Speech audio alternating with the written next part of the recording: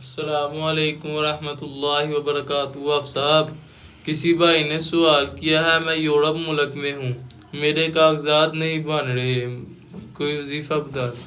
السلام علیکم ورحمۃ اللہ وبرکاتہ۔ کسی بھائی کا سوال آیا ہے کہ میں یورپ ملک میں رہتا ہوں، بہت عرصہ مجھے ہو گیا ادھر رہتے ہوئے، میں نے بہت زیادہ کوشش کی ہے کاغذات بنانے کی، مگر میرے کاغذات نہیں بن رہے۔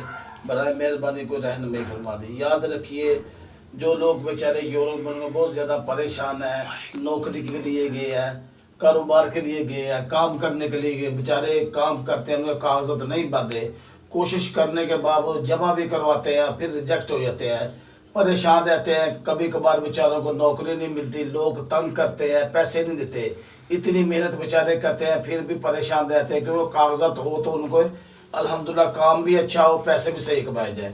میں آج آپ کو ایک وظیفہ بتاتا ہوں، جن لوگوں کے کاغذات نہیں بنتے، جن لوگوں کے ویزا نہیں لگ رہے یورپ ملک کے، رکاوٹ آ جاتی ہے، بہت زیادہ پریشان ہے، کاغذات بننے میں رکاوٹ آ جاتی ہے، ویزا لگنے میں رکاوٹ آ جاتی ہے، یا جن کے یورپ ملک کے کاغذات نہیں بنتے جو ایجنسی کے ہیں، تو میں آج آپ کو ایک وظیفہ بتاتا ہوں، انشاءاللہ آپ وہ وظیفہ کریں، اللہ کے فضل سے انشاءاللہ آپ کا ویزا بھی لگ جائے گا اور کاغذات بھی بن جائے گے۔